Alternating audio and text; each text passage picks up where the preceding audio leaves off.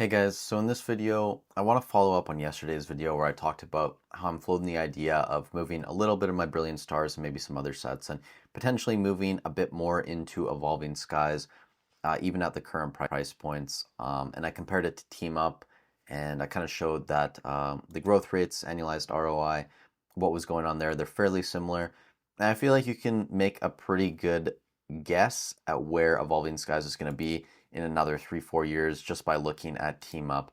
And again, like their annualized ROIs over the first 3 years, their box price over the first 3 years was also very similar. I don't have the 3-year box price up here for this graph today, but I had a couple people ask me about Fusion Strike and where I think Fusion Strike is going to be. I had one person in particular ask me if they think, or if I think rather, that Fusion Strike could be $1,500 before Evolving Skies hits $4,000.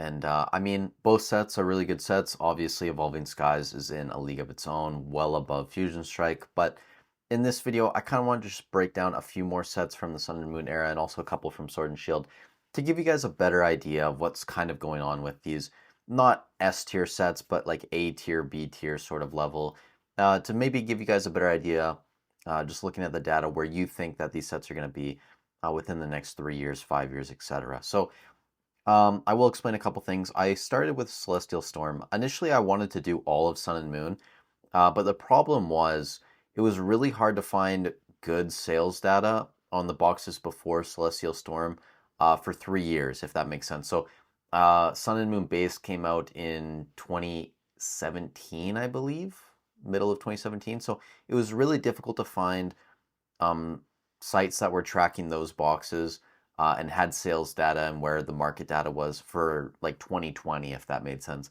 Most sites I looked at, price charting, PokeData, a lot of these other places, they started at like mid 2021. And that's why Celestial Storm is the first set I'm going to use because it came out kind of in the middle of 2021. So it was easy to see the 3-year mark from this set and then onwards, Lost Thunder, Team Up, all of those. It was much easier because it came out 2018, 2019. A lot of these sites had data in 2021, 2022 and onwards, right? So, and then for Sword and Shield, I was going to do every set, but really, most of you guys probably aren't investing too heavily in Sword and Shield Base, Rebel Clash, Darkness Ablaze, even Vivid Voltage and Battle Styles. I mean, I'm sure some of you guys have Battle Styles, but I think most people would agree that all of these other sets listed, Chilling Reign, Fusion, Evolving Skies, Brilliant Stars, they're all better sets than Battle Styles. And the reason I cut it off at Brilliant Stars is because Brilliant Stars came out in February 2022, and 3 years later is 2025, like a month ago, right? So stuff like Astral Radiance, Lost Origin, Silver Tempest, it just hasn't been out long enough. Uh, yeah, that's kind of the reason I stopped at Brilliant Stars. So again, we have the booster box price at the 3-year mark over here, current booster box price, the annualized ROI after the first 3 years. So that's kind of based on those numbers, and that's why I highlighted them both in blue. Again, I used a $100 buy cost for each box, and then the annualized ROI after the 3-year mark was based on the date today, March 8th, 2025. So you're watching this in the future, you'll know that's what it's based off of. So the things that I kind of want to highlight here, and again, it's going to be boring look at this, like maybe I should just flick over to some of these things, which we'll talk about later, just to keep some people's attention. But the things that I kind of want to focus on here, right? Obviously, Team Up, the highest annualized ROI, 92%, Evolving Skies fairly close at 88. We talked about that yesterday. Outside that, the sets that you kind of figure were going to be like the second best in A tier do have the second highest annualized ROI. So for example, Cosmic Eclipse, I think most people would agree Cosmic Eclipse is the second best set in Sun and Moon era in terms of just overall quality of the cards. Maybe you argue it's better than Team Up. Team Up's just so short printed or whatever. But point being, right? Cosmic Eclipse you'd probably say is number 2. Then outside that, it's probably is close, like Unified Minds, Unbroken Bonds. Surprisingly, Celestial Storm actually had a pretty decent annualized ROI over the first 3 years, 53.62%. And down here in Sword and Shield, I mean, Brilliant Stars, this is actually kind of surprising, but when I was thinking about it, the reason why it's probably a little bit higher here compared to some of these other sets is Brilliant Stars' 3-year period basically expired in February of this year, right? So it caught the tail end of the boom that went on, right? November, December, January. And that's why I think this number is a bit inflated. If you look at Brilliant Stars like 3 months ago, like in November, those booster boxes were much lower at the time. which means that this number would have been lower, right? I didn't bother, dealing with the calculation, but I imagine it'd probably be lower than this 32% level. But again, Fusion, Chilling Reign around that 32%, very similar actually. They followed very super close paths in terms of their growth over those first 3 years. And now I didn't really put in data for, moving forward with these Sword and Shield sets just because it's really only been less than a year, or even less than a couple months for a couple of those boxes. But for the Sun and Moon stuff, you will see a drop off after those first 3 years, right? So Celestial Storm went from 54 down to like 35. Lost Thunder 47 to around 40. Team Up we saw yesterday dropped to 67. There was one outlier. Unbroken Bonds actually went up from 44.5% to 62.4% annualized ROI. This is really weird. One was also close. Unified Minds went from 57 to 45. And I think a lot of this has to do with the tag team boom. And maybe Unbroken Bonds was just really undervalued at the time. And we've also seen it like spike very rapidly over the past couple months. These numbers I actually took from eBay just because when you look at a lot of these sets like Cosmic, Unified Minds, Unbroken Bonds on TCG Player, the box prices are quite off. If you go to eBay, you look at lowest listed, you look at recent solds, and you take the average of like maybe the past 3 sales. That's basically what you get here: 1,200, 1,120, and 1,475 for Cosmic. So that's what I did for some of these sets. But point being, right, you're going to see a drop off. Maybe it's not going to be a huge drop off, but there is going to be a drop off. So when it comes to something like Sword and Shield era, can we really expect to see 32% annualized ROI returns for Fusion, Chilling Reign moving forward? I don't know. Like, that's a really good question. To me, it's kind of surprising that these numbers for Sword and Shield are a lot lower than Sun and Moon era. And maybe that'll change and we'll actually see an increase in a lot of these Sword and Shield boxes. Just because, again, like over those first few years, the sets are in print and everything going on. But after that spike, I don't know. Like it's really hard to figure out exactly what's going on. I think there's way too many factors. For example, you got to consider print runs. You have to consider the market cycle we're in. Obviously, there were way less people in Pokemon in 2018, 2019, so there weren't as many boxes out there.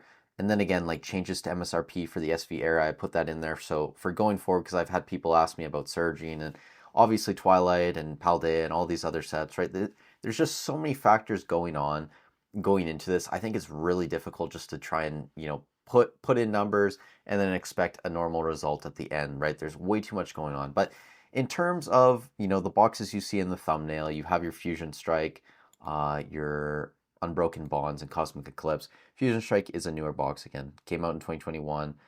Cosmic Eclipse, Unbroken Bonds, these came out in 2019.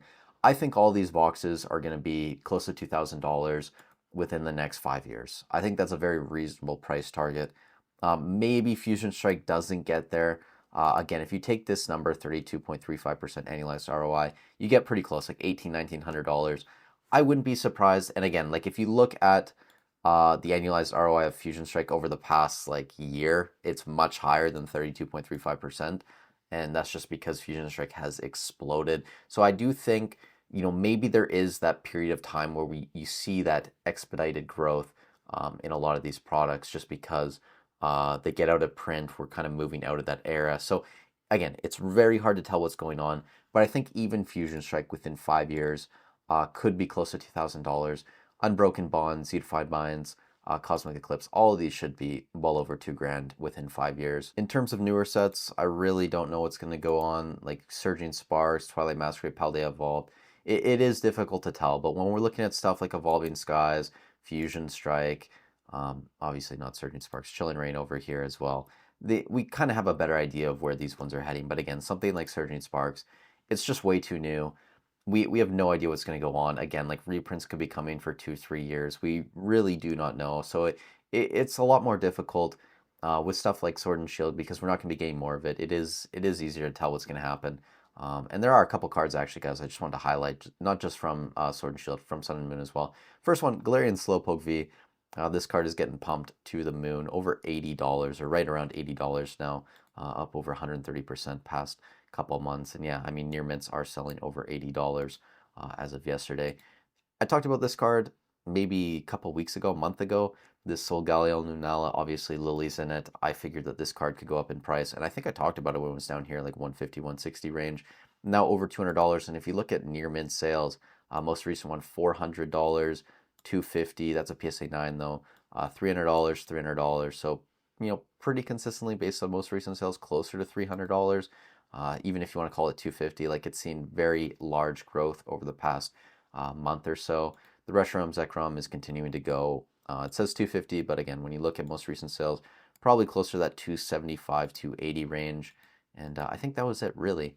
Cosmic Eclipse. I do think it's interesting, though, that the Reshiram has overtaken the Rosa.